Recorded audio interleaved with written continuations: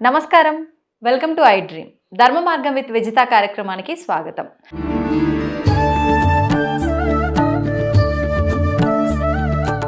అయితే ప్రస్తుత రోజుల్లో మనందరం కూడా చాలా మందిలో భక్తి అనేది పెరగటము, భక్తి అనేది నిజంగా దేవుడిపైన ఏ విధంగా ఉండాలో ఆ విధంగా అనేది కనిపిస్తోంది. మనందరం కూడా చూస్తున్నాము. చాలా రకాల ఆలయాల్లో పూజలు అని చెప్పి ఆలయ దర్శనాలకు ఎక్కువగా వెళ్తుండడము, హోమాలు, యజ్ఞాలు, యాగాలు ఇలాంటివన్నీ చేస్తూ ఉండడం, ఇలాంటివన్నీ కూడా చూస్తూ ఉన్నాం.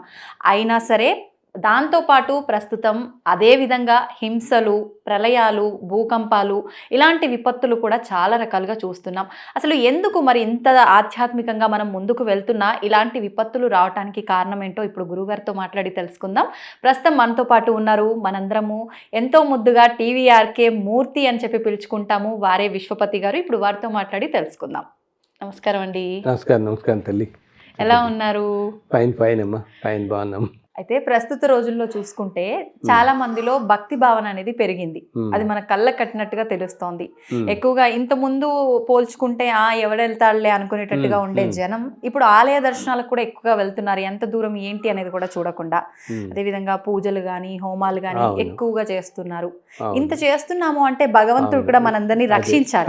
కానీ ఈ ప్రళయాలు, ఈ జల ప్రళయాలు, విపత్తులు, భూకంపాలు, హింస, ఏకంగా ఆలయాల పైన కూడా హింస జరిగే దాడులు జరిగే పరిస్థితులు కూడా చూస్తున్నాం. ఎందుకు ఇలా అవుతుందంటారు? కరెక్టే. ఇంత ముందు కంటే ఇప్పుడు చూస్తే భక్తి బాగా ఎక్కువైంది. అసలు ఏ ఆలయంకి వెళ్ళినా మనకి ఎక్కడ దర్శనం లభించదు. అన్ని చోట్ల క్రికెట్లు ఆడిపడుతూ ఉంటాయి. విపరీతమైన జనం. మనకి ఒకప్పటికి ఇప్పటికీ మనం చూస్తున్నాం. మనం ఒక 30-40 ఏళ్ల క్రితం చూడనివి ఎన్నెన్నో అన్యాయాలు, దుర్మార్గాలు, అండ్ ఈ క్రైమ్, మానభంగాలు, ఎంత హింస పెరిగిపోయింది బయట ప్రపంచంలో. అవినీతి పెరిగిపోయింది. ఎక్కడా అసలు ధర్మం అనేది ఉండట్లేదు. చాలా దారుణమైన పరిస్థితులు చూస్తున్నాం. నేచర్లో కూడా అనమాట. ఏంటి భూకంపాలు, మొన్నటి ఇందాక పెద్ద పెద్ద సైక్లోన్లు, ప్రళయాలు అని అంటున్నామే, ఇటువంటివి ఇలా రావటం, ఇవన్నీ కూడా ఎక్కువైపోయాయి బాగా మనకి. మళ్ళీ చూస్తే నీకు భక్తి అనేది విపరీతంగా పెరిగిపోయింది జనంలో. విపరీతంగా అసలు నువ్వు ఏ గుడికి వెళ్ళు, ఎక్కడికి వెళ్ళు జనమే. అక్కడ ఏదైనా కొత్తగా గుడి వచ్చింది ఎవరైనా చెప్పారంటే ఇంక అసలు విపరీతంగా అక్కడ జనం వెళ్ళిపోతా, కొన్ని లక్షల మంది వెళ్ళిపోవటం. అసలు అది మనం ఏమనాలో తెలీదు, అలా వెళ్ళిపోవటం అంత జరుగుతుంది. అలా అని చూస్తే మళ్ళీ ఏమైనా తగ్గుతున్నాయా అంటే మరి అంత జరుగుతున్నప్పుడు ఇవన్నీ మనకి కొంచెం ఏమంటాం, నేచర్లో కూడా చక్కగా ఉండటం, మార్పులు రావాలి కదా. కాస్త పాజిటివిటీ అనేది మనకి బాగుండాలి కదా. ఆ పాజిటివిటీ మాత్రం ఉండట్లేదు. ఇవి మాత్రమే చూస్తూనే ఉన్నాం మనం. సో ఎప్పుడు ఏంటంటే భక్తి అనేది కేవలం భక్తి మాత్రమే కాదనమాట. భక్తితో పాటు ధర్మం అనేది కలిసి ఉండాలి మనకి. ఓకే, ధర్మం లేకుండా ఊరికినే మనం అదే మార్గంలో వెళ్ళిపోతూ ఏమిటి కొన్ని అసలు ఒక రొటీన్ లాగా చేసుకుంటూ వెళ్ళిపోతున్నారు. ఏమిటి ఆ గుడికి వెళ్ళటం అనేది కానీ, ఈ యజ్ఞాలు, యాగాలు అన్నవి కూడా ఒక రొటీన్ సిస్టమ్స్లా కాకుండా దానికి ధర్మం కూడా కలిసి ఉన్నప్పుడే అప్పుడే దానికి అంత విలువ అది పెరుగుతుందన్నమాట. ఇప్పుడు ఒకటి చెప్పాలంటే నీకు, మనం ఒక 40-50 ఇప్పుడు చూడు చాలా చోట్ల మనం వింటున్నాం. ఏంటి ఇక్కడెక్కడ యజ్ఞం చేస్తున్నారు, యాగం చేస్తున్నారు, శతకుండాలతో చేస్తున్నారు, సహస్రకుండ యాగం జరుగుతుంది. ఇన్ని చోట్ల ఇన్ని జరుగుతున్నాయి కదా. ఇదే మనం 30-40 ఏళ్ల క్రితం అసలు ఎక్కడ వినేవాళ్ళం మనం? ఎక్కడ మన చిన్నప్పుడు చాలా తక్కువ. ఎక్కడో ఏదో రాజులు చేశారు, దేశం బాగు కోసం చేసేవాళ్ళని చెప్పి మనం వినేవాళ్ళం.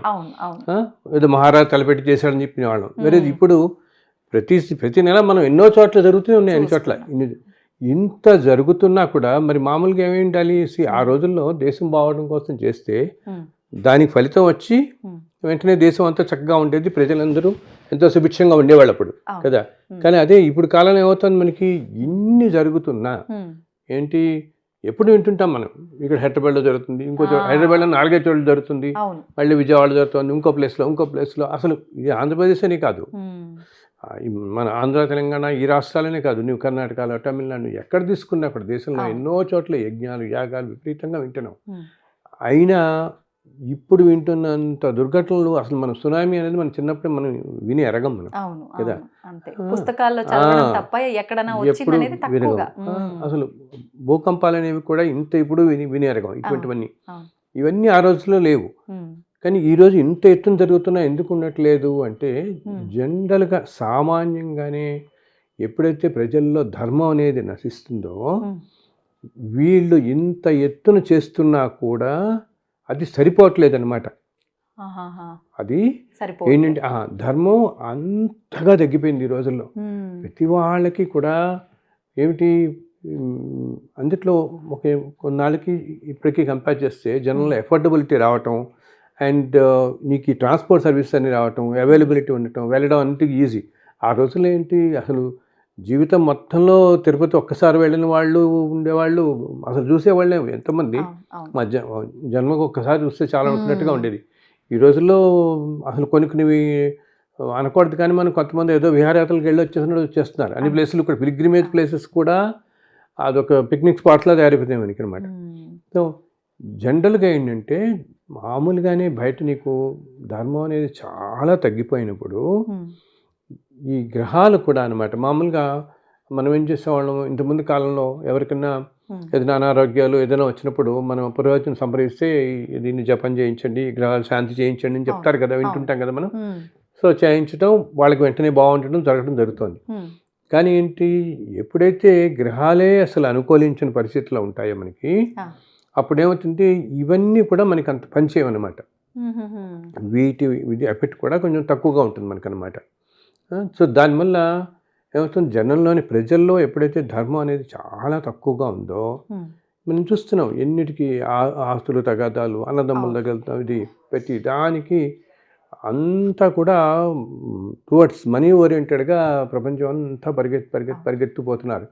సో అసలు ధర్మే లేనప్పుడు, ధర్మం ఇంతగా తగ్గిపోయినప్పుడు ఏమవుతుంది ఇంత ఎత్తున ఇన్ని యజ్ఞాలు యాగాలు ఇన్ని చేస్తున్నా కూడా మనకి వాటి వల్ల కూడా అయినా కూడా సరిపోవట్లేదు అనమాట.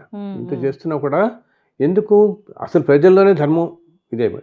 ప్రజలే కాకుండా ఏంటి సామాన్య ప్రజలు అంతే కాకుండా మహా పండితులు లాంటి వాళ్ళు మనం అనకూడదు కానీ ఒక్కోసారి కొన్ని పీఠాధిపతులు లాంటి అన్నవాళ్ళు ఎంతో ధర్మం వాటిల్లో చాలా హయ్యెస్ట్ పొజిషన్స్లో ఉన్నవాళ్ళు కూడా కొన్ని ఏమంటాం ఈ లౌకిక పరంగా విషయాలు వాళ్ళు మాట్లాడటం కానీ ఈ వీటిల్లో నాకు ఒక ఆర్గనైజేషన్ ఉంది, ఏదో ధార్మిక ఆర్గనైజేషన్, ఈ ఆర్గనైజేషన్ ఇంకా పెరగాలి, ఇంకా పెంచుకుంటూ పోవాలి, ఇది ఒక తాపత్రయంలో పడిపోవటం అనమాట. లౌకిక ప్రపంచంలోకి పడిపోతూ వస్తున్నారు. ఇది మనకి 56 ఏళ్ల క్రితం ఇట్లా ఉండేది కాదు. అలాగా ఉండేటప్పటికి అసలు ధర్మం అనేది నలుగురికి చెప్పాల్సిన వాళ్ళు మంచి మార్గంలో వాళ్ళు కూడా ఒక్కోసారి అది ఎందుకు జరుగుతుంది ప్రస్తుతం ఈ ప్రపంచం అంతా ఒక టఫ్ సిచ్యుయేషన్లో ఉన్నాం అన్నమాట మనం. సో చాలా కష్టమైన పరిస్థితుల్లో ఉన్నాం. దానివల్ల ఇలా అవుతుంది అనమాట. మాట్లాడిన మనం ఈ కొద్దిసేపట్లో మీరు చాలా రకాలుగా ధర్మం ధర్మం ధర్మం అని మాట్లాడడం జరిగింది. అంటే మనం ఎన్ని పూజలు ఇంత భక్తితో చేసినా కూడా ఫలించట్లేదు అని అంటే మనం ధర్మ ప్రకారంగా చెయ్యట్లేదు కాబట్టి ఇలాంటి విపత్తులు జరుగుతున్నాయి అని చెప్పి. అయితే ఇప్పుడు ఈ మధ్య కాలంలో చూస్తే పెద్దవాళ్ళ దగ్గర నుంచి చిన్న చిన్న పురోహితుల స్థాయి ఉన్న వాళ్ళ వరకు కూడా ప్రతి ఒక్కరు ధర్మం గురించి మాట్లాడుతున్నారు. మామూలు జనాలకు ఏమైపోయింది అంటే అసలు ఏంటి ధర్మము, ఎవరికి తోచిన రకంగా వాళ్ళు చెప్తున్నారు, అసలు మేము ఏం పాటించాలి ఏం ఆచరించాలి, ఇంకా మాకు కొత్తగా ఒక క్వశ్చన్ మార్క్ లో పెట్టేస్తున్నారు అనే ఒక ఆలోచనలోకి వెళ్ళిపోయారు. అసలు ఏంటి గురుగారు ధర్మం అంటే? అవునమ్మా నువ్వు అన్నట్టు అందరూ అంటుంటారు ప్రతి చోట ఇదే మాట్లాడుతున్నారు సార్, అందరూ ఇదే అంటున్నారు, ధర్మంగా ఉండండి ధర్మంగా ఉండండి, ఎవరు చెప్పినదే చెప్తున్నారు, ఎక్కడ మనకి ధర్మం కనపడుతోంది, ఎవరు ధర్మంగా ఉండట్లేదు ఇట్లా అంటుంటున్నారు. కానీ అసలు ఏమిటి నిజంగా ధర్మం అనేది ఏమిటి, ధర్మంగా ఉండటం అంటే ఏమిటి, ధర్మంగా ఉండటం వల్ల మన కష్టాలు తొలగిపోతాయా, ధర్మంగా ఉండటం వల్ల పుణ్యం వస్తుందా, అసలు ధర్మంగా ఉండటం వల్ల ఈ ప్రారంభ కర్మలు కూడా తొలగిపోతాయా, ధర్మంగా ఉండటం వల్ల మాకేమిటి ఎంత అది కనిపిస్తుందా అసలు అని చెప్పేసి అడుగుతున్నారు అనమాట. అండ్ అందరూ చెప్తున్నారు కానీ ధర్మంగా ఉండటం అంత తేలిక కాదు కదా, అండ్ ధర్మంగా ఉండటం అనేది ఎంతో కష్టమైన విషయం కదా అని చెప్పి అంటుంటారు. ఇందాక ఇప్పుడు నువ్వు అనుకున్నామే మనం ఇన్ని చోట యజ్ఞాలు జరుగుతున్నాయి, ఇన్ని జరుగుతున్నాయి, ఇవన్నీ కూడా అని చెప్పేసి. అవును. అయినా కూడా ఒకటి వాళ్ళు చేస్తున్న చోట్ల ఎంతో నియమనిష్టలతో ఎంతో పద్ధతిగా వైదిక పరంగా అన్నీ జరుగుతున్నాయి, కాదంటలేదు. దాంట్లో మనం ఏమి కానీ అంత చేసినా కూడా ఇలా పరిస్థితి ఉందంటే మామూలుగా ప్రస్తుతం సృష్టి పరిస్థితే ఇంత ఇదిగా ఉందన్నమాట. ఏంటి, మనుషుల్లో విపరీతమైన ఈ కలి మాయ కప్పేసేసి అంత అంత ఇప్పుడు ఏంటి, వీలున్నంత సంపాదించేసేయాలని. మనం ఈ బతుకుంటే 70-80 ఏళ్ళకి ఇన్ని వందల కోట్లు ఇంతంత అవసరం లేదు కదా తల్లి.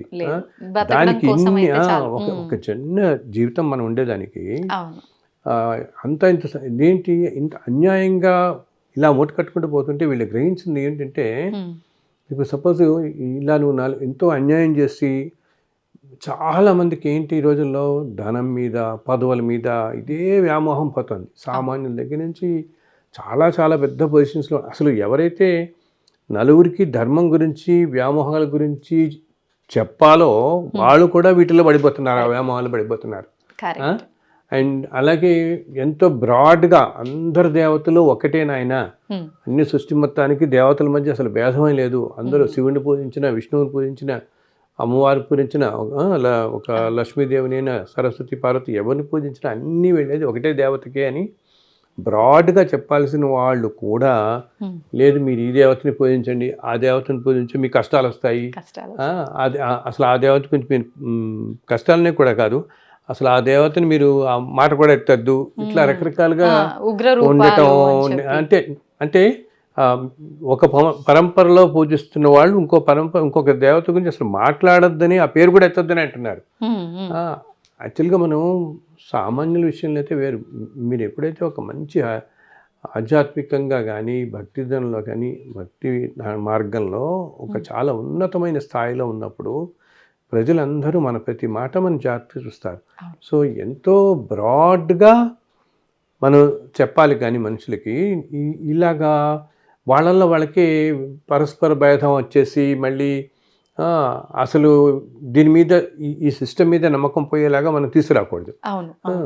అలాగే అసలు చెప్తాను, ఇప్పుడు నువ్వన్న ఒక ధర్మం అనేది ఏంటి, మనం అందరం ధర్మంగా ఉండటం అంటే అన్నిటికంటే తేలికైతే అవతల మనిషిని ఏంటి, ఏది మనకి ఎవరైనా ఓ మాట మాట్లాడితే మనకు కష్టం అనిపిస్తుందో, ఒకటి ఏదైనా మనకి చేస్తే మనకు కష్టం అనిపిస్తుందో అది మనం ఇంకోళ్ళకి చేయకపోవటమే అన్నిటికంటే ధర్మం, ఉత్తమమైన ధర్మం అని ఒక శ్లోకం చెప్తానన్నమాట. మహాభారతంలో ఉంటుంది. ఎవరైతే వరులే అవి అనరించినా అని వేరే వాళ్ళు మనకి ఏది చేస్తే మన కష్టం అనుకుంటాం అది నువ్వు ఇంకోళ్ళు చేయకుండా ఉండటం పరాయణము పరమ ధర్మములకు వెళ్ళను, అన్ని ధర్మాల కంటే ఉత్తమమైన ధర్మం అది అని. సో ఈ రోజుల్లో ఏంటి, మనం అందరూ పరుషంగా మాట్లాడేవాళ్ళే, అందరూ విసుక్కునేవాళ్ళే. పొద్దున్న లేస్తే ఇప్పుడు నువ్వు ఒక చోట యజ్ఞం జరుగుతూ ఉంటుంది, ఆ యజ్ఞం చేస్తున్న చోట తర్వాత ఆ యజ్ఞం అవుతున్న తర్వాత అయిపోగానే కాసేపు అయ్యేటప్పటికి వాళ్ళు అందరినీ ఒకళ్ళొకళ్ళు అడుచుకోవటం, వీళ్ళని విసుక్కోవటం, వాళ్ళని విసుక్కోవడం చేస్తున్నారు. అది మనం ప్రవచనానికి గడతాం, మన వాళ్ళు చక్కగా కూర్చుంటారు, చాలా బాగుంది, ఎంతో గొప్పగా చెప్పారు అంతా అనుకుంటారా. బయటికి రాగానే ఇంటికి రాగానే కొడుకుని విసుక్కోవడం, తల్లిని విసుక్కోవడం, తల్లిని విసుక్కోవడం, అత్తగారిని విసుక్కోవడం, ఇవన్నీ మామూలే కదా. సో ఎందుకు విసుక్కోవటం అని అంటున్నానంటే, ఎప్పుడు కూడా శబ్దానికి హయ్యెస్ట్ పవర్ ఉంటుందమ్మా. ఎప్పుడు మనం నెగిటివిటీ అనేది మనం ఎప్పుడైతే తెచ్చుకుంటున్నామో అది యూనివర్స్ మొత్తం ఉంటుంది ఎఫెక్ట్ దానివల్ల. మనుషులే నెగిటివిటీ ప్రవృత్తుల్లో ఉన్నప్పుడు యూనివర్స్లో వెళుతుంది. అలాగే ఆ యూనివర్స్లోకి వెళ్ళడంతో నెగిటివిటీ నీకు సీజన్స్లో సరిగా ఉండకపోవటం, ప్రకృతి సరిగా ఉండకపోవటం. ఇంతకుముందు మన చక్కగా అన్ని కాలాలు ఉండేవి, 6 ఋతువులు అంటామే. ఇప్పుడు అసలు 6 ఋతువులు లేవు, అన్ని ఋతువులు అసలు ఏ ఋతువు ఎప్పుడు వస్తుందో తెలియదు, అన్నీ ఎక్కువైపోయినట్టు ఉన్నాయి మనకి ఎప్పుడు కూడా. మన 4 రోజుల క్రితం కూడా మనం చూసాం, ఎంత ఉక్కబోసింది కొన్నాళ్ళకి. వింటర్ అనుకున్న వాళ్ళు మళ్ళీ మన ఏసీలు వేస్తున్నారు నవంబర్లో కూడా, అక్టోబర్ నవంబర్ కాలాల్లో. అంటే సీజన్స్ కూడా అన్ని ఎఫెక్ట్ అయిపోతున్నాయి. సో కానీ అందుకని ఏమిటి, ధర్మం అనేది చాలా తగ్గిపోవటంతో ఇంత హింసా ప్రవృత్తి పెరిగిపోవటం, జనాల్లో న్యాచురల్ డిస్టర్బెన్సెస్ ఇటువంటివన్నీ మనం ఎక్కువగా చూస్తున్నాం అనమాట. కానీ నేను సింపుల్ ఎగ్జాంపుల్ చెప్తాను. ఇప్పుడు ఏమవుతుంది, ప్రకృతిలో ఇవన్నీ జరగడమే కాకుండా పర్సనల్ లైఫ్స్లో కూడా మనం ఎంతోమందిని ఏంటి చక్కగా ఉన్నవాళ్ళు గబుక్కున అనారోగ్యాలు బాధపడటం మనం చూస్తున్నాం. క్యాన్సర్ అనేది ఎంత మహమ్మారిగా పెరిగిపోయిందో ఈ మధ్యకాలంలో. ఎక్కడ చూసినా అక్కడ వీళ్ళని వాళ్ళని వింటూనే ఉన్నాం. అండ్ మనం మన కరోనా చూసాం. అసలు ఒక మనిషి కదలలేకుండా చేసేసింది కదా, కట్టిపడేసింది ఒక మనిషి. అసలు ఎవరు ఊహించండి, ఒక జీవితకాలంలో ఊహించండి. ఇటువంటివన్నీ ఎందుకు? ప్రపంచంలో ధర్మం అనేది బాగా తగ్గిపోయేటప్పటికీ అంతా కూడా ప్రకృతి కూడా ఏమాత్రం సహకరించకుండా తయారైపోతుంది అనమాట. కానీ ప్రజలందరినీ నేను మరీ కోరేది ఏంటంటే, మీరు భక్తితో పాటు మీరు స్తోత్రాలు చదువుతారు, ఆలయాలకు వెళ్తారు, ఇన్ని చేస్తున్నప్పుడు కూడా దాంతోపాటు ధర్మాన్ని కూడా కలిసి పెట్టుకోండి. ధర్మంగా ఉంటూ మీరు భక్తి మార్గంలో ఉన్నప్పుడే అది మిమ్మల్ని కాపాడుతుంది, సమాజాన్ని కాపాడుతుంది. ధర్మం లేకుండా భక్తి మార్గం ఏమాత్రం రక్షించదు మిమ్మల్ని. కేవలం భక్తి మాత్రమే అనుకుంటే మిమ్మల్ని నచ్చింది. భక్తికి ధర్మం కూడా రెండు భగవత్ స్వరూపాలు అన్నమాట. ఇప్పుడు అసలు ధర్మం అంటేనే భగవత్ స్వరూపం. మనం అంటాం రామో విగ్రహం ధర్మ అని చెప్తాం. అలా వస్తుంటే భగవంతుడు ధర్మం అన్నమాట. శ్రీకృష్ణుడు అన్ని ధర్మ స్వరూపాలు అవన్నీ మనకి. అంటే అంత ఉన్నతమైనది ధర్మం అనేది. ధర్మంగా ఉంటే మనము తాత్కాలికంగా కష్టం అనిపించినా అది మనని ఎంతో కాపాడుతుంది.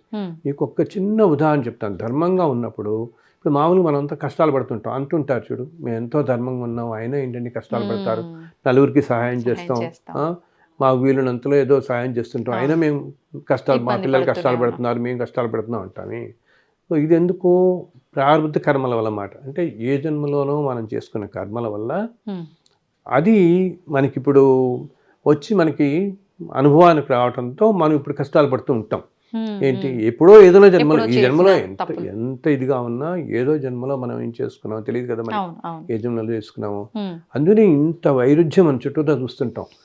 ఏమిటి, ఒక్కోసారి అన్యాయంగా ఉన్నవాళ్ళు ఏమిటి ఇంత సంపాదించేస్తున్నారు, వీళ్ళు ఇంత సంతోషంగా బతుకుతున్నారు, ధర్మంగా ఉన్న వాళ్ళు ఇంత కష్టంగా ఉన్నారు, ఇవన్నీ అనుకుంటుంటాం కదా మనం. భగవంతుని పూజిస్తేనే కష్టాలు, పూజించకుండా చేయకుండా ఉన్న వాళ్ళేమో అలా ఉంటారంటాం. సో ఇవి వాళ్ళకి ఎందుకు? ఇదంతా ఇంతకు ముందు జన్మల్లో వాళ్ళు చేసుకున్న పుణ్యఫలం అంతా ఈ జన్మలో వాళ్ళకి అనుభవానికి వస్తుంది. వాళ్ళు ఇంత ముందు జన్మల్లో ఎంతో పుణ్యం చేసుకుని, ఎన్నో దాన ధర్మాలు చేసుకుని ఎంతో ఉండుంటారు. అది ఇప్పుడు అనుభవిస్తున్నారు. మనకి కనపడేది ఏంటంటే ఇప్పుడే కనిపిస్తూ ఉంటుంది కంటికి. సో ఇది చూసి ఇతను ఇంత అన్యాయాలు చేస్తున్నారా, కానీ ఏంటి, ఆ పుణ్యఫలం వల్ల ఇప్పుడు అనుభవిస్తుంది దానికి తను చేసిన ఇలా అన్యాయాలు చేస్తే ఇదంతా మళ్ళీ 100 రెట్లు అనుభవించాల్సి వస్తుంది వచ్చే జన్మల్లో. ఈ విధంగా నేను చూశాను. ఇప్పుడు మామూలుగా మనం చూస్తాం చూడు, ఏంటి ఆఫ్రికా దేశాలలో చాలా దారుణమైన పరిస్థితులు ఉంటాయి. వాళ్ళకి అసలు తిండి ఉండదు, తిప్పి ఉండదు. మన ఫోటోల్లో కూడా చూస్తుంటాం ఎంత దారుణంగా ఉంటారు అక్కడ వాళ్ళు. అసలు పాపం అసలు రోజుల తరబడి ఏమీ లేకుండా చాలా దారుణం ఇబ్బంది పడుతుంటారు.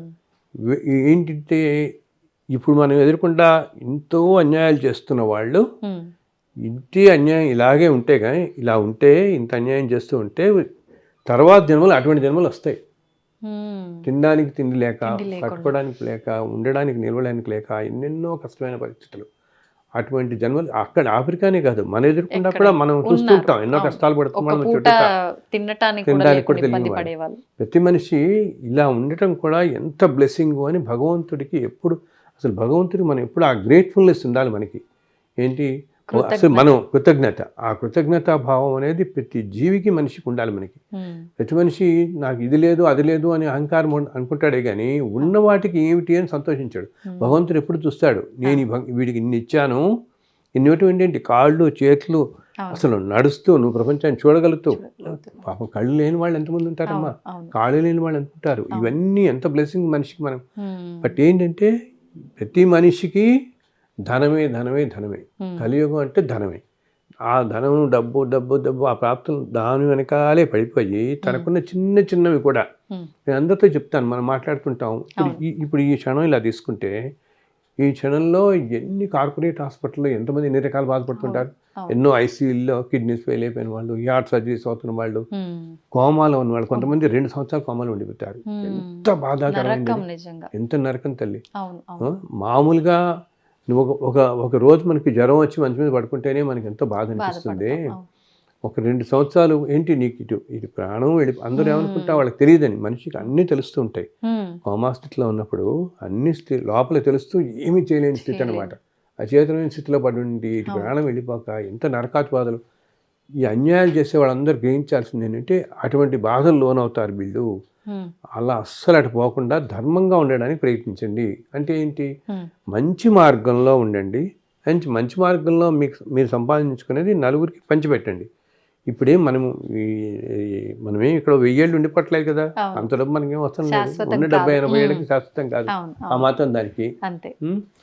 అలా ఉన్నప్పుడు అలా చేసే ధర్మం అన్ని ఎప్పటికీ మనని కాపాడుతుంటుంది. అదే మనకి మన తర్వాత మన పిల్లలకి అందరినీ కాపాడుతుంటుంది. అదొక శ్రీరామరక్ష అంటమే అలా కాపాడుతుంటుంది అనమాట ధర్మంగా. అలా కాకుండా ఈ అన్యాయం దాని మీద పెడితే ఇప్పుడు ఇట్లా కనిపిస్తున్న మన కంటికి మనం అనుకోకూడదు, అయ్యో వీళ్ళు ఎంత అనుభవిస్తున్నారని. ఇంతకుముందు జన్మల్లో చేసుకున్న పుణ్యఫలం వాళ్ళకి ఇప్పుడు అనుభవానికి వచ్చింది. బట్ ఇప్పుడు చేస్తున్న ఈ పాపం అంతా కూడా తర్వాత జన్మల్లో వాళ్ళు పూర్తిగా అనుభవించి తీరుతారు, తప్పకుండా అనుభవించి తీరుతారు అనమాట. ధర్మం కూడా నీకు ఒక చిన్న ఎగ్జాంపుల్ చెప్తాను. అంటారు ఏంటి సార్ మేము ఇప్పుడు ఇన్ని పూజలు చేస్తున్నాం, ఇన్ని చేస్తున్నాం, అయినా మా కష్టాలు పోవట్లేదు ఏమిటి అంటారు. దీనికి కారణం కూడా ఇందాక చెప్పాను నేను. ఏంటి, ఎప్పుడైతే గ్రహాలే అనుకూలించట్లేదు అసలు, ఏంటి నవగ్రహాలు అంటామే మనం, ఈ గ్రహాలే అనుకూలించినప్పుడు మనం ఎన్ని జపాలు ఎన్ని చేసినా కూడా ఆ అనుకూలత లేనప్పుడు వీటన్నిటికీ ఫలితం సరిగా ఉండదన్నమాట. అయితే మనం ఏది కాపాడుతుంది, వీటిలన్నిటికంటే మించింది భగవంతుని మీద భక్తితో పాటు ధర్మంగా నిలిస్తే మాత్రం అది మిమ్మల్ని రక్షిస్తుంది. ఎట్లా అంటే నీకు ఒక చిన్న ఎగ్జాంపుల్ చెప్తాను. ఒకసారి కొంతకాలం క్రితం జరిగింది ఇది. ఆటో నడుపుకుంటూ ఉంటాడు అతని జీవితానికి అనమాట. పాపం అతి సామాన్యమైన వాడు అండ్ ఎంతో కష్టపడి అతనికి ఏంటి పాపం ఒక 4 చెల్లెళ్ళు ఉంటారు, పెళ్లి చేయాల్సిన వాళ్ళు, ఇతను ఒక్కడే అనమాట. ఆ సంసారాన్ని అలా చేసుకుంటూ వస్తుంటాడు. రోజు ఇతని భార్య పొద్దున ఆటో నడపడానికి వెళ్తాడు కదా, వెళ్ళేటప్పుడు అతనికి ఒక అన్నం మూట అది కొంచెం కట్టిస్తుంది. అతను మధ్యాహ్నం అయిన తర్వాత కాసేపు అయిన తర్వాత అతనికి ఏంటి వచ్చే ప్రతి రూపాయి అవసరమే కదా తల్లి. బికాజ్ ఈ సంసారం మొత్తానికి తన సంసారం రావాలి, చూసుకోవాలి, చెల్లెళ్ళందరినీ చూసుకోవాలి, ఇవన్నీ చేసుకోవాలి కదా. కానీ అతను ఏంటి ఎంతో ధర్మాత్ముడిలాగా ఉంటాడు. ఏంటి గబుక్కుని ఎవరైనా పొరపాటున అతని ఆటోలో ఏదైనా బ్యాగ్ ఏదో మర్చిపోయారనుకో, అతను వెనుక్కుంటూ వెళ్ళి ఆ ఏరియా ఎంత దూరమైనా వెతుక్కుంటూ వెళ్ళి మళ్ళీ వాళ్ళ ఇంటికి తలుపుపెట్టి వాళ్ళకి ఆ డబ్బు ఇచ్చొస్తాడు. ఆ బ్యాగ్ ముట్టుకోకుండా కూడా తీసిస్తుంది. ఇటువంటి అలవాటు అతను ఉంటూ ఉంటాడు. చాలా నిజాయితీగా ఉంటాడు. అండ్ ఇతనికి వాడి భార్య ఏం చేస్తుంది, రోజు ఇలా అన్నం మూట కట్టించి ఒక బాక్స్ ఇచ్చేసి మధ్యాహ్నం తినడానికి, దాంతోపాటు రోజు ఒక్క 10 రూపాయలు మాత్రం అంటుందన్నమాట. ఈరోజు నీకు వచ్చిన డబ్బులతో పెద్ద అంత రోజు ఒక్క 10 రూపాయలతో నువ్వు చాయ్ తాగు అని చెప్తుంది. సో అతను అంతకంటే అది కూడా కష్టం, అంతకంటే ఎక్కువ పెట్టుకోలేడు. సో ఎందుకు రోజు తెచ్చుకున్న డబ్బుతోనే ఈ 4 చెల్లెల్ని పెంచి పెద్ద చేసి పెళ్ళిళ్ళు చేసి ఇవన్నీ చేయాలి కదా అని. అంతే. అదొక్కటి ఏంటంటే మళ్ళీ రాత్రి పొద్దున వెళ్ళిన వాడు పాపం రాత్రి 10 గంటలకు ఇంటికి చేరుతాడు. అందుకోసం మధ్యాహ్నం ఒక్క అన్నం తిని ఎక్కడ ఓ చెట్టు కింద కాసేపు రిలాక్స్గా కాస్త తీసుకుంటాడు అనమాట. ఒకరోజు ఏమవుతుంది, ఇతను ఒక రైల్వే స్టేషన్ దగ్గర పొద్దున వెళ్తాడమ్మా. వెళ్తాడు, అక్కడ ఒక పెద్ద సీట్ ఎక్కుతాడనమాట. ఇంకా ఈయన ఆటోలో ఓ బ్యాగ్ అది పెట్టుకుని ఏదో ఎక్కుతాడు, ఏదో ఫలానా చోటకి తీసుకెళ్ళమంటాడు. తీసుకెళ్తుంటే ఆ రోజేమో అతను కొంచెం జ్వరంగా ఒళ్ళు నొప్పులుగా ఉంటుంది. కానీ ఏంటి పాపం కష్టపడి చేసే జీవితాలు కదా, తప్పు అనమాట. చేసుకుంటే కాదు ఇల్లు గడవదు, వీళ్ళందరినీ పెంచేయాలని చెప్పి ఏం పర్వాలేదు అని చెప్పి ఏదో వందేసుకుంటాడు, నడుపుతుంటాడు. ఈ ఆటోలో కూర్చున్న వ్యక్తి చాలా దర్జాగా కూర్చుని ఉంటాడు. ఇంత వచ్చేటప్పటికి నీకు ఒక చోట ట్రాఫిక్ సిగ్నల్ పడుతుంది. ట్రాఫిక్ సిగ్నల్ పడగానే ఒక ముసలి అబ్బనమాట వణుకుతూ వచ్చి నాయన అతను ఆ సేట్జీని అడుగుతుంది, నేను అన్నం తిని 4 రోజులైంది, కనీసం చాయ్ పైసలు ఇదండి అని అడిగితే ఆ సేట్జీ విపరీతంగా విసుక్కుంటాడు. లే కూర్చునే అని చెప్పేదో అంటాడు, గట్టిగా అంటాడనమాట. అది ఇతను వింటాడు కదా, ఇతను వెంటనే పిలిచి ఇన్ఫ్యాక్ట్ ఆ సేట్జీ దగ్గర అతను వెంటనే ఏం చేస్తాడు, ఈ ఆటో అతను పిల్లాడు ఆమెను పిలిచి తన ఛాయ్ కోసం పెట్టుకుంటాడు చూసావా, అవును. ఆ 10 రూపాయలు తీసి ఆమెకి ఇచ్చేస్తాడు. అమ్మ నువ్వు తాగి, నువ్వు ఛాయ్ తాగి పర్వాలేదు, ఏం పర్వాలేదు. తనకి కష్టం ఏంటి, ఆల్రెడీ ఒంట్లో బాగాలేదు, బాలేదు. ఏదో వేసుకుంటూ వెళ్తే రాయితే హాయిగా ఉండి మళ్ళీ రాత్రి పెద్దాకా నడుపుకోవాలి తను. అయినా వెంటనే 10 రూపాయలు అవకిస్తాడు. వేరే అతని దగ్గర, ఆ సేఠ్ దగ్గర బ్యాగ్లో 25 లక్షలు ఉంటాయి. అంత 25 లక్షలు ఉన్నా ఒక్క 10 రూపాయలు ఇచ్చే గుణం కూడా లేకుండా పోయింది ఆ మనిషికి. వేరే అతని దగ్గర ఏమీ లేకపోయినా ఉన్న 10 రూపాయలు తీసి ఇచ్చాడు. సో అక్కడితో అతనికి ఆ ఒక్క దాని వల్ల ఒక 50 జన్మల్లో తను చేసుకున్న ప్రారంభ కర్మ అంతా నశించిపోయిందమ్మా. తను చేసుకున్న పాపాలు ప్రారంభ కర్మ ఉంటుంది, 50 జన్మల ప్రారంభ కర్మ ఇంతమంది జన్మలది. కేవలం అతని ఒకటేమో నిజాయితీగా ఉండే మనిషి, ఇంకోటి అప్పుడు చేసిన ఆ క్షణంలో ఆ రోజు తనకి ఒంట్లో బాగాలేకుండా ఇంట్లో ఉన్న పరిస్థితుల్లో కూడా మధ్యాహ్నం కాస్త మంది వేసుకుని మళ్ళీ ఏదో చాయ్ తాగుదాం అనుకున్న దానికి పెట్టుకుని ఆ 10 రూపాయలు తీసుకెళ్ళి ఆవకి ఇచ్చేసాడు. అది ఇది ధర్మం అంటే, అంత గొప్ప మనసు. ధర్మం అంటే ఇది. నీ కష్టం అనిపించిన, అసలు ఎవరితోనే నేను చెప్తాను, ఎవరికైనా నువ్వు 100 రూపాయలు దానం చేయాలని అనుకుంటే నీ దగ్గర మనసు ఉండాలే కానీ జేబులో మన దగ్గర 100 ఉంటే చాలు, 1,00,000 ఉండక్కర్లేదు. మనస్సు లేని వాడికి 1,00,000 రూపాయలన్నా 100 రూపాయలు తీసివ్వడు. ఇద్దాం అనుకున్న వాళ్ళు నీ దగ్గర 100 ఉంటే చాలు, 100 ఇవ్వడా, నీకు 100 చాలు. నీకు ఇవ్వండి 1 lakh కదా, ఉన్నవాడు ఇచ్చేస్తాడు. ఇది ఎందుకు చెప్తానంటే ఇది ఒక ఉదాహరణగా ధర్మం అనేది మనుషులను అంత, ఇప్పుడు 50 జన్మల్లో ప్రారంభ కర్మను పక్కకి తోసేసింది అంటే అతను చేసిన పుణ్యఫలం ఎంత పుణ్యం మనం చేసే ధర్మం భరిస్తుంది. ఇప్పుడు మనం ఈ హోటల్స్కి వాటికి మన వాళ్ళందరూ పింఛన్ పార్టీకి వెళ్తుంటాం కదా, వెళ్ళినప్పుడు మేము చూస్తుంటాం సాధారణంగా వెళ్తే 2,000-3,000 బిల్ అయిపోతుంటుంది. మనం బయట వచ్చిన తర్వాత కార్స్ అన్ని పార్కింగ్ ఏరియాలో పాపం ఉంటారు, సెక్యూరిటీ వాళ్ళు వీళ్ళు ఉంటారు. వాళ్ళకి వచ్చే జీతం ఎంత, నెలకి 4,000 వస్తుంది, 5,000 వస్తుంది వాళ్ళలో. అండ్ కొంతమంది ఏంటి హోటల్ స్టాఫ్ వాళ్ళే ఉంటారు, వాళ్ళకి అతి చాలా కష్టం. సో నువ్వు లోపల అంత 2-3 వేలు బిల్ చేస్తావు, వాళ్ళకు 10 రూపాయలు ఇవ్వడానికి కూడా ఆలోచిస్తారు. అసలు నువ్వు 10 ఎందుకు, 50 రూపాయలు ఇవ్వచ్చు కదా. అండ్ ఇప్పుడు మనం ఏమనుకుంటాం, ఇప్పుడు మనకి ఎక్కడన్నా ఉద్యోగంలో ఉన్నాం అనుకో, ఏదో ప్రమోషన్ రావాలనుకో, ప్రమోషన్ వస్తే ఓకే నాకు శాలరీ ఒక 5,000 పెరుగుతుంది, సంతోషపడతాము. పొరపాటు అంటే ఒకవేళ మనకి 5,000 బదులు 10,000 ఇంక్రిమెంట్ ఇచ్చారనుకో, ఎంతో సంతోషపడి ఆయన భగవంతుడు నిజంగా దేవుళ్ళ వచ్చాడు నాకు, ఈయన మా మేనేజర్ దేవుళ్ళు అంటువాడు అని అనుకుంటాం, నిజంగా దేవుడు ఉన్నాడు అనుకుంటాం. ఇప్పుడు ఆ మనిషి కూడా నువ్వు నిజంగా గమ్ముకుని ఎప్పుడూ చేయకపోలేదు, ఎప్పుడన్నా ఒకసారి నువ్వు 10 రూపాయల బదులు 100 రూపాయలు అతని చేతిలో పెట్టు, అసలు మొహంలో సంతోషం చూడు, ఎంత సంతోషం కనపడుతుంది. ఎప్పుడు ఒక ఆత్మ సంతోషిస్తే ఆ వచ్చేంత బ్లెస్సింగ్స్ ఎప్పుడు ఎక్కడ రావన్నమాట. అందుకని మనకి ఎప్పుడు చిన్నప్పటి నుంచి వాళ్ళు చెప్తారు ఏంటి, 10 మందికి చేయండి, 10 మందికి సాయం చేయండి. 10 అంటే అక్కడ నెంబర్ కాదన్నమాట. మనం ఏంటి, ఎంత ఎక్కువ మందికి సహాయం చేస్తే ఆ సోల్స్ అంత ఎక్కువ మంది నీ మంచి కోరుకుంటారు. అనుకోకుండా మనసు అనుకుంటుంది కదా. సో అది వాళ్ళు మనకి చెప్పలేకపోవచ్చు అప్పుడు వెంటనే, కానీ అది మనని ఎప్పటికీ రక్షిస్తూ ఉంటుంది అనమాట. ఒక కవచంలాగా రక్షిస్తుంది, మనం చేసే మంచి కవచంలాగా రక్షిస్తుంటుంది. మనం ఒక్కోసారి చూస్తూ ఉండే, ఇప్పుడు మనం హైవేస్ మీద వెళ్తున్నప్పుడు ఏదో యాక్సిడెంట్ అబ్బాయి వెరీ నేరోగా మిస్ అయ్యి అంటుంటారు వాళ్ళు, అమ్మో నేను అసలు ఆ కార్ చూస్తే ఎవరు మనిషి బతుకుంటాడు అనుకుంటారండి, లేచి నడిచి బయటకు వచ్చేస్తారు నలుగురు వీళ్ళందరూ. సో అదేంటి, భగవంతుడు వాళ్ళల్లో ఆ నలుగురు ఎవరో ఒక పుణ్యాత్ములు ఉంటారు, ఎవరో ఒక పుణ్యాత్ముడు ఉండుంటాడు, ఆ పుణ్యాత్ములలో మిగతా వాళ్ళందరూ కూడా రక్షింపబడ్డారు. అలా కూడా అవుతుంది.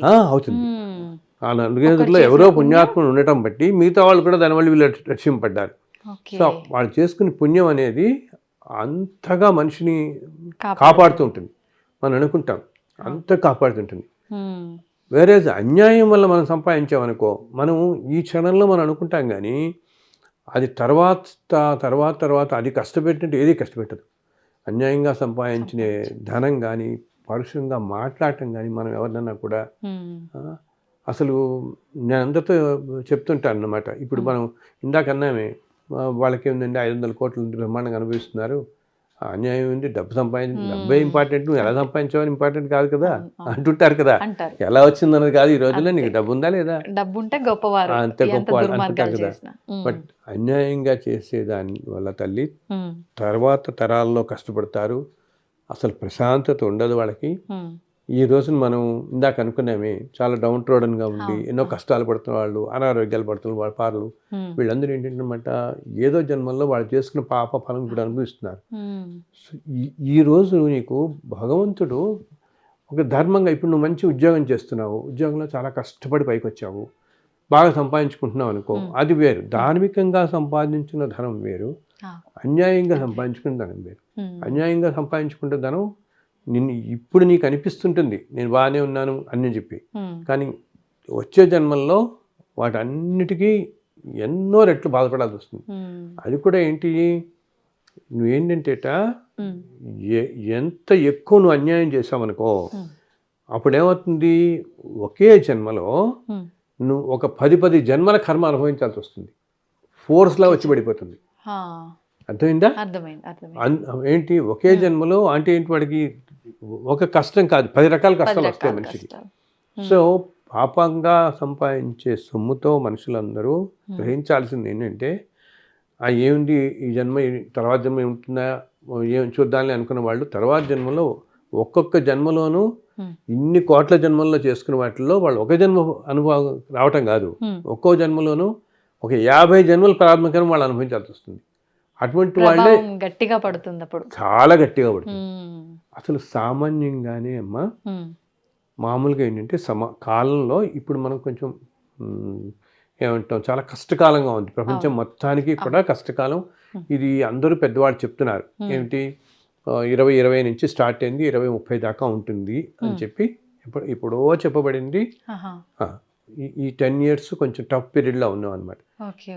ఇలా కష్టకాలంలో ఉన్నప్పుడు మామూలుగానే మనందరికీ కూడా మనం ఒక జన్మలో పడాల్సింది, ఈ జన్మలో ఏమున్నాయో పడాల్సినవి ఆల్రెడీ ఒక 10 జన్మలు ఇప్పుడు పడిపోతుంటాం మనం.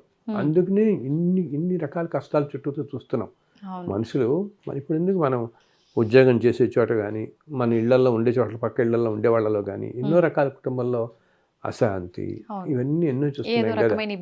ఏదో రకమైన ఇబ్బందులు, వివాహం చేసుకున్న తర్వాత ఏదో ఇద్దరికి కుదరకపోవటం, ఎన్నెన్నో రకాలు, ఇవన్నీ కష్టాలు అనేవి ఎక్కువగా కనపడుతున్నాయి మనకి, ఇప్పుడు బాగా వస్తున్నాయి. ఎందుకు ఇది, కాలం బాగా లేకపోవడంతో ఎక్కువ అనిపిస్తారు. సో ఈ అనుభవం ఈ అన్యాయంగా ఉండద్దు అని అందుకని చెప్తున్నాను వీళ్ళందరికీ. ఇంకొకటి, ఇప్పుడు నువ్వు అందరూ వీళ్ళు ఇందాక చెప్పాను నేను, ఇంత అన్యాయంగా సంపాదించిన డబ్బుతో తర్వాత జన్మల్లో ఎంతో కష్టతరమైన లైఫ్ రావటమే కాదు, వాళ్ళు మళ్ళీ ఇదే చూస్తారు కూడా. ఇప్పుడు నేను ఆ మధ్య ఒకసారి చూశాను, ఒక చాలా ఏమంటాము, చాలా రిచ్ అనమాట, చాలా డబ్బు సంపాదించాడు అన్యాయంగా అంతా అనమాట. అతను పెద్ద బిల్డింగ్ కూడా కట్టుకున్నాడు ఆ డబ్బుతో, అంతా అన్యాయంగా సంపాదించిన డబ్బుతో కట్టుకున్నాడు కదా. దానివల్ల ఆ తర్వాత జన్మలో ఒక 20 సంవత్సరాల క్రితం మరణించాడు. ఈ తర్వాత జన్మలో ఆ చుట్టుపక్కలే ఆ ఇంటి నుంచి దాదాపు ఒక మైల్ దూరం, 1 కిలోమీటర్ దూరంలో ఒక మునికాలం ప్రవహిస్తూ ఒక స్లమ్ ఏరియా ఉంటుందండి. ఆ స్లమ్ ఏరియాలో పుట్టాడు తను. మళ్ళీ పుట్టి చాలా దారుణమైన హీనమైన స్థితిలో ఉంటూ ఇప్పుడు 20 ఏళ్ళకి వచ్చి తిండి లేక అడుక్కుంటూ ఎప్పుడైతే తను ఇల్లు కట్టుకున్నాడో అంత బ్రహ్మాండంగా ఆ ఇంటి కాంపౌండ్ చుట్టూ అటు ఇటు తిరుగుతున్నాడు. తెలియదు తనకి, ఎలా తెలుస్తుంది, ఏ జన్మతో ఆ జన్మతో పోతుంది కదా. సో నీకు ఎంత కష్టతరమైన పరిస్థితి వచ్చిందో, ఇంత ముందు జన్మలో నువ్వు అన్యాయంగా ఇంత ప్యాలెస్ లాంటిది ఉన్నా వెంటనే నువ్వు చూస్తున్నావు. ఏంటి, నీ ప్రదేశంలోనే పుట్టి తినడానికి కూడా తినలేని పరిస్థితిలో ఈరోజు ఉన్నావు. ఎందుకు ఇది, అన్యాయంగా సంపాదించడం వల్ల. ఇటువంటి జీవితం ఎన్నాళ్ళు ఉంటుంది, ఇంకొక 50 జన్మలు ఇటువంటివే వస్తాయి, న్యాయంగా సంపాదించావు కాబట్టి. అదే మనం న్యాయంగా సంపాదించి మంచి పనులు చేసామనుకో, కొంతమందికి ఎలా ఉంటుందంటే, ఆ మధ్య నా దగ్గరకు ఒక ఆయన వచ్చారనమాట. వాళ్ళ తాతగారు చాలా కష్టపడి ఎంతో హానెస్ట్గా ఉండి ఒక మంచి స్కూల్ అది పెట్టి పిల్లలందరూ చదివిస్తూ ఉండేవారు. సో ఆయనకి ఏముండేది, నేను ఇంత కష్టపడి పెంచి ఈ స్కూల్ని ఈ స్థితికి తీసుకొచ్చాను, రేపు పొద్దున ఏమవుతుందో ఇది ఏంటి. అతను ఏంటి, ఆయన ప్రతి రూపాయి కూడగట్టుకుని తనకున్న ఆస్తి అంతా కూడా అమ్మేసి ఒక చిన్న విలేజ్లో అనమాట ఫ్రీ ఎడ్యుకేషన్ ఇవ్వాలి, ఈ ట్రైబల్ ఏరియాస్లో ఉన్న వాళ్ళందరికీ ఫ్రీ ఎడ్యుకేషన్ ఇవ్వాలి అని చెప్పి ఒక 200-300 పిల్లలకి ఫ్రీ ఎడ్యుకేషన్ పెట్టాడు ఆయన, విద్యాదానం చేస్తూ. అది కూడా ఏంటి, తనకి 8-8 ఎకరాల తల్లిదండ్రుల నుంచి వస్తుంది ఆస్తి మొత్తం అమ్మేస్తాడు. పిల్లలు కూడా అడుగుతారు, ఏంటి ఇలా చేస్తున్నావున్నా వినడు, లేదు మనం ఇదే మనని కాపాడుతుంది, ఈ మంచితనం మనం కాపాడుతుందని అది తనకున్న ఆస్తి అంతా అమ్మేసి తను సంపాదించుకుని స్కూల్ టీచర్ కింద చేస్తుండేవాడు. అది కొన్నే పెట్టి ఒక స్కూల్ కట్టి స్కూల్లో 200-300 పిల్లల చేత చదివిస్తూ ఒక ట్రస్ట్లో పెట్టి ఆ డబ్బుతో పెట్టి చేస్తున్నాడు. సో అప్పుడు ఆయన అనుకుంటూ ఉండేవాట, ఏమో తర్వాత తరాల్లో ఏమవుతుందో అని.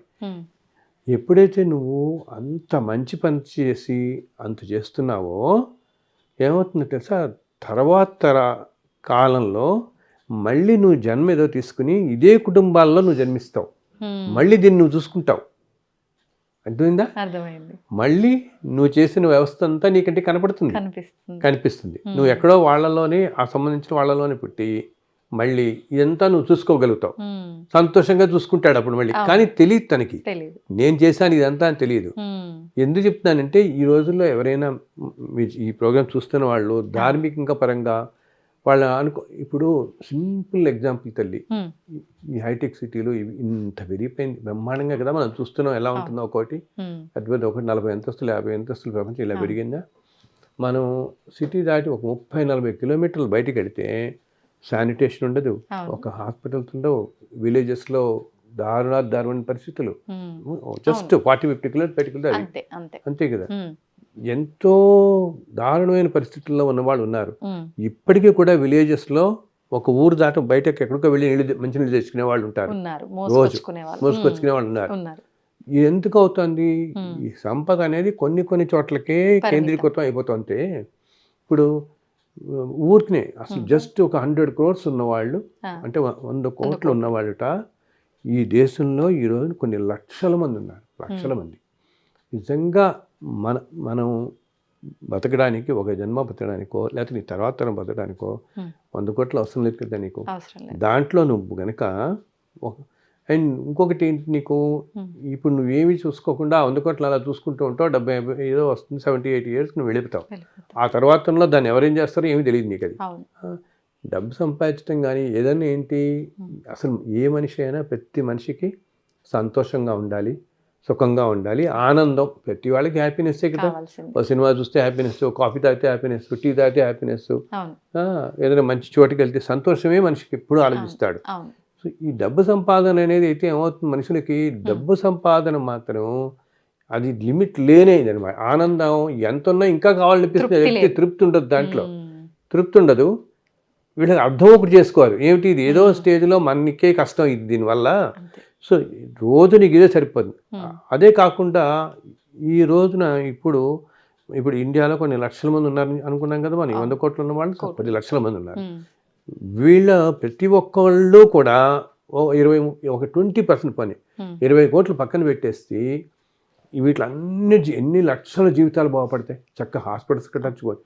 అసలు ఒక 20 కోట్లు కనుక ఇస్తే, 1,00,000 అంటే 1,00,000 మంది కనీసం పని, 10 లక్షలు కాదు 1,00,000 మంది ఉన్నారు 100 కోట్లు ఉన్నవాళ్ళు. మొన్న ఎక్కడో రాస్తున్నారు 1000 crores ఉన్నవాళ్లే ఎన్నో వేలల్లో ఉన్నారు ఇండియాలో. 100 crores ఉన్నవాళ్ళు ఇంకెంతమంది ఉంటారు. 1,00,000 మంది ఉన్నారనుకున్నా నీకు 20 లక్షల కోట్ల మనీ నీకు వస్తుంది. ఇంత కలిపి ఎన్ని హాస్పిటల్స్ కట్టి ఎంత మంచి పనులు చేయొచ్చు. అలా చేస్తే దానివల్ల నీకు ముందు మంచి జన్మలు వస్తాయి, ముందు మంచి జన్మలు వస్తాయి. ఇప్పుడు ఇబ్బంది పడే వాళ్ళకి దొరుకుతుంది. నీ కంటెందుకుందా నువ్వు ఆనందం చూస్తావు. దానివల్ల నువ్వు ఇస్తున్న దానివల్ల జరుగుతున్న ఆనందం నీకు కనిపిస్తుంది. నీ సంపాదన వల్ల జరుగుతున్న మంచి పనులన్నీ నీ కంటితో చూస్తావు, అది ఎంతో మనకి ఆనందం ఇస్తుంది. అలా ఏమి చేయకుండా దాన్ని అలా పెట్టుకుని కూర్చుంటే దాన్ని ఇంకా డబ్బు మల్టిప్లై చేసుకుందాం అనుకునే వాళ్ళే కానీ దానివల్ల మంచి పనులు చేద్దాం అని చెప్పి ఎవరికో కానీ ఉండదు. అసలు ఎవరికి ఉండరు, కొంతమంది ఉంటారు అక్కడక్కడ. కానీ ప్రతి ఒక్కరికి ఈ భావన రావాలి, మనం మంచి పని చేస్తే అది మనకి ఎంతో తృప్తిస్తుంది, ఆనందిస్తుంది, సమాజాన్ని కాపాడుతుంది. రేపు నేను ఇంతకుముందు జన్మల్లో ఏదైనా పాపాలు చేసుకున్నా వచ్చే మంచి జన్మలు వస్తాయి నాకు, వచ్చే జన్మల్లో కష్టాలు పడను. నేను మన చుట్టూ కష్టాలు పడుతున్న వాళ్ళని చూస్తాం కదా, ఏ మనిషి కష్టం పడదు అనుకోడు. ఇన్ని రకాల కష్టాలు పడుతున్న వాళ్ళని చూస్తాం కదా, అమ్మో ఈ కష్టం నాకు రాకూడదు, ఇది రాకూడదు అనుకుంటాడు. కానీ ఎంత ప్రారంభ కర్మల వల్ల ఏమవుతుంది, నీకు నిజంగా కష్టం అనేది వస్తే ఎంత డబ్బు ఉన్నా ఏది వినా ఏది మనని కాపాడదు. అది మనం గ్రహించాం. ఎందుకంటే నేను ఎంతోమంది చూస్తుంటాను కదమ్మా, ఒక పెద్ద ఫార్మా కంపెనీ అనమాట, వాళ్ళే క్యాన్సర్ డ్రగ్స్ తయారు చేస్తారు. అటువంటిది ఆ కంపెనీ చైర్మనే ఒక 2-3 సంవత్సరాల పాటు పోరాడారు క్యాన్సర్తో. మెడిసిన్స్ కూడా వాళ్ళు చేస్తారు. అయినా 3-4 సంవత్సరాల పాటు చాలా కష్టపడ్డాడు మనిషి. తొందరగా వెళ్ళిపోతే బాగుండు అనుకుని స్టేట్కి వెళ్ళిపోయాడు మనిషి చివరికి. అదేంటి, ఏ జన్మలో చేసుకున్న ప్రారంభ కర్మ మనిషిని అలా అలా ఉన్నప్పుడు ఈ జన్మలో మంచివాడే, ఏ జన్మలో ఇలా అనుభవిస్తున్నప్పుడు అన్యాయం చేస్తే ఇంకా ఎలా అనుభవిస్తాం మనం. అది ప్రతి ఒక్కళ్ళు గ్రహించాలి. అండ్ ఇందాక చెప్పాను చిన్న ఆటో డ్రైవర్ ఎగ్జాంపుల్, అదేమింది, అది అన్నిటికంటే ఈజీ కదా. అంటే ప్రతి ఒక్కరు కూడా అర్థం చేసుకోవాల్సింది ఏంటంటే, డబ్బు మనం అనుకుంటాం శాశ్వతం కాదు, మనతో తీసుకెళ్ళమని, కానీ అనుకోవడం వరకే కాదు, దాన్ని నిజంగా ఆచరణలో పెట్టాలి. ఏదున్నా మనం చేసిన మంచి పుణ్యం ఇవి మాత్రమే మనతో తీసుకెళ్తాం ప్రతి జన్మకి. ఇది ఒక్కటి గుర్తుపెట్టుకోవాలి. జన్మకి తీసుకెళ్తాం, ఈ జన్మలో కూడా మనకి ఆనందం ఇస్తుంది. ఇప్పుడు ఒక మొహం ఇందాక నేను చెప్పాను చూడు, నువ్వు బయటికి రాగానే ఇప్పుడు ఎందుకు మనం వచ్చిందో క్యాబ్ ఎక్కుతాము, క్యాబ్ ఎక్కిన తర్వాత అందుకే చేంజ్ లేదని 10 రూపాయలు, నువ్వు పర్లేదు బాబు నువ్వు మనం ఉంచేసుకో అనగానే ఎంత సంతోషపడతాడు అతను. ఆ మనిషిలో సంతోషం కనిపిస్తుంది, సోల్ అనమాట. ఒక ఆత్మ కనుక సంతోషిస్తే అది ఎంతో రక్షిస్తుంది మనిషిని, యువతల మనిషిని. ఇప్పుడు నాకు నేను బయటకు హోటల్ అతనికి నువ్వు 10 రూపాయల బదులు ఎప్పుడన్నా ఒక్కసారి ఎవరికైనా ఒక 100 రూపీస్ గబుక్కుని వేసి చూడు. ఈ రోజుల్లో 100 అంటే ఏముంది, అసలు వాల్యూ ఏముంది, అలా కష్టపెడుతున్నారు అందరూ. అలా ఉన్నవాళ్ళు ఆ మాత్రం ఉన్నవాళ్ళు ఇస్తే, ఆ సోల్ గనక ఆనందిస్తేట, ఒక ఆత్మ సంతోషపడితే అది రక్షించినట్టు ఏది రక్షించదు, అంత కాపాడుతుంది మనని. ఇందా నేను చెప్పాను అతను 50 జన్మల ప్రారంభ కర్మే పోయిందంటే ఎంత కాపాడుతుంది మన అనమాట. అంటే మనం చేసే మంచి ఇలాంటి దాన ధర్మాలు అనేవి మన ప్రారబ్ధ కర్మల్ని తొలగిస్తాయి, ప్రస్తుతం మనం సంతోషంగా ఉండడానికి ఉపయోగపడతాయి. ముందు జన్మల్లో మనం చేసిన మంచి వల్ల మళ్ళీ మంచి ఫలితాలు కలిగే అవకాశం మనిషి జన్మ తర్వాత ఉత్తమమైన జన్మ అంటే ఇంకా మోక్షమైన గురువుగారు, ఇంకేమైనా ఉందా? అంటే అన్ని జన్మల్లోకెల్లా మానవ జన్మమే చాలా ఉత్తమమైందమ్మా. మనం దాన్ని ఉపయోగించుకోవాలి. కానీ అసలు మానవ జన్మ, ఎందుకంటే దేవతలు కూడా అనుకుంటారట, మానవ జన్మలోనే మనం ఏదైనా కర్మ చేయగలుగుతాం, మంచి పనులు చేయగలుగుతాం. ఏమి దేవతలకు శరీరం ఉండదు, శరీరం లేని వాళ్ళు ఏం చేస్తారు. సో మనకి భగవంతుడు ఇప్పుడు ఇన్ని లక్షల జీవజాతుల్లో మనిషి అన్నిటికంటే ఉత్తమమైనది. అండ్ చాలామంది ఏమిటారంటే అనుకుంటాం మన మోక్షం అంటే ఏదో ఇంకా ఏంటి వెళ్ళిపోయిన తర్వాత వచ్చేది, భగవంతుడితో కలిసిపోతాం. మోక్షం అనేది బతుకున్నప్పుడే నువ్వు అనుభవించగలగాలి. ఎప్పుడు అన్నిటితో డిటాచ్డ్గా ఉంటే, మన పని మనం చేసుకుంటూ నీ ధర్మం నువ్వు ఆచరిస్తూ, భగవద్గీతలో కూడా అదే చెప్తాడు కదా భగవంతుడు. మన ధర్మం మోక్షం అనేది ఏదో అందరూ అనుకుంటారంటే మోక్షం ముక్తి పొందటం ఇవన్నీ అంటే అదేదో చనిపోయిన తర్వాత వచ్చేది అనుకుంటారు. చనిపోయిన తర్వాత కాదు, బతికున్నప్పుడే నువ్వు అనుభవిస్తే అంతకు మించిన ఆనందం లేదు. మోక్షం అంటే చాలా ఆనందం, అదే కదా మన నమ్మకం. అంత మనం అందరం అదే కదా, మోక్షం అనేది ఎంతో ఆనందం ఇచ్చేది మోక్షం, ముక్తి ఇవన్నీ అంటుంటాం. మన కష్టాల నుంచి విముక్తి పొందడాన్ని మనం ఆనందం అనుకుంటాం. అది మరణించడం తర్వాత అని కాదు, మనం బతికున్నప్పుడే ఆ స్థితిని పొందగలగాలి. ఆ స్థితిని ఎప్పుడు పొందుతాం, ఎప్పుడైతే మనం మనం ధర్మంగా బతుకుతూ మన పని మనం చేసుకుంటూ. అలాగే ఇప్పుడు మనకి మన తల్లిదండ్రులు, మన పిల్లలు, మన చుట్టుపక్కల వాళ్ళని ఎవరిని పరుషంగా ఏమి అనకుండా, అండ్ జరుగుతున్న ప్రతిదీ ఏదో జన్మలో నేను చేసుకున్న కర్మకి కారణం ఇది. ఇప్పుడు ఒకటే కడుపును పుట్టిన పిల్లలు 4 రకాలుగా పెడుతుంది వాళ్ళ జీవితం, అంతే కదా. మనం చూస్తాం తల్లిదండ్రులు 4 పిల్లల కంటే ఒకళ్ళు మంచి చదువు వస్తుంది, ఒకళ్ళు సరిగా రాదు, ఒకళ్ళ ఆలోచన ఒకలా ఉంటుంది, ఒకడు ఎంతో దయాగుణంగా ఉంటాడు, ఒకడేమో చాలా పరుషంగా మాట్లాడేవాడు ఒకడు ఉంటాడు. 4 రకాలుగా పోతారు. పొందుతారు. మనం అందరం సాధారణంగా అనుకుంటాం ఇదేంటి వీడు మన ఇంట్లోనే పుట్టి మనమే పెంచాం, వీళ్ళు ఒకటి ఇలా ఉన్నాడు ఒకటి ఇలా ఉన్నాడు అని. ఇదంతా ఏంటి ఇలా ఒక్కొక్కళ్ళు ఒక్కొక్కలా ఉండడానికి ఇంత వైరుధ్యానికి కారణం వీళ్ళకి. ఇన్ని రకాలుగా వీళ్ళందరూ ఉండడానికి ఒక్కొక్క రకంగా ఒక్కొక్కరు ఈ నలుగురు రావడానికి కారణం ఈ మనకి ఇంతకుముందు జన్మల్లో అన్నమాట. ఎక్కడో ఏదో జన్మలో మనకి వాళ్ళతో ఉన్న బంధం ఏదుంటుందో ఆ బంధం వలన వాడు మనకి కొడుకో కూతురో ఏదో అవుతారు. అర్థమైందా? అది ఓన్లీ బయోలాజికల్ బాండ్ అంతే. మనకి కొడుకు కింద కూతురు కింద వచ్చాడంటే కేవలం ఆ బంధంతో వస్తున్నాడు చెప్తే ఆ జీవి ట్రావెల్ అతనిదే. ఓకే, అతను ఏదో జన్మలో ఏం పుణ్యం చేసుకున్నాడో ఏ పాపం చేసుకున్నాడో అది ఇప్పుడు అనుభవిస్తూనే ఉంటాడు. అందుకనే నువ్వు ఎంత వద్దనుకున్నా చూడు, ఎంత చదువు చెప్పిద్దామని వీడికి చదువు రావట్లేదు అంటారు. అంటూ మనం వింటుంటాం ఇవన్నీ. ఎంత చెప్పిద్దాం, నాకు ఇంత డబ్బు ఉంది, ఏమిటి వీడిని ఎక్కడ పడితే అక్కడ నేను చేర్పించగలను, కానీ వీడు చదవనంటున్నాడు, చదవట్లేదు, మొండిగా ఉన్నాడు, వింటామే. ఎందుకది? బికాస్ అతని సోల్ ట్రావెల్ అతనిదే అనమాట. అది మనం ఏమి అస్సలు నిర్దేశించలేం. ఆత్మకు సంబంధించిన కర్మలన్నీ అంతే తను తీర్చుకుంటాడు. మనకున్నదల్లా మనకేంటంటే మనం ఒక కొడుకో కూతురో ఆ బంధంతో అయ్యో మనం బాధపడతాం అనుకుంటాం, కానీ ఆ సోల్ ట్రావెల్ ఆ సోల్దే. కేవలం ఎందుకు తెలుసా, నేను కొంతమందిని చూసాను అట్లాగా. వాళ్ళకి ఒక 400-500 జన్మల క్రితం అనమాట. 400 జన్మల క్రితం అంటే ఆల్మోస్ట్ ఒక 20-30 వేల సంవత్సరాలు కూడా అనుకో ఎక్కడికో వెనక్కి వెళ్ళిపోతే ఒక్కొక్కసారి ఏదో ఏదో ద్వాపర యుగంలోనూ ఏదో యుగాల్లో కూడా, ఇప్పుడు కూడా కాదు, ఇప్పుడు మనకి కలియుగం స్టార్ట్ అయ్యి 5,000 సంవత్సరాలు అయింది. 5120 అట్లా ఉన్నాం మనం. 5,000 సంవత్సరాలు అయింది. దీని ముందు ద్వాపర యుగం కదా. సో ద్వాపర యుగంలో ఉన్న వాళ్ళందరం మనం ఉన్నాం.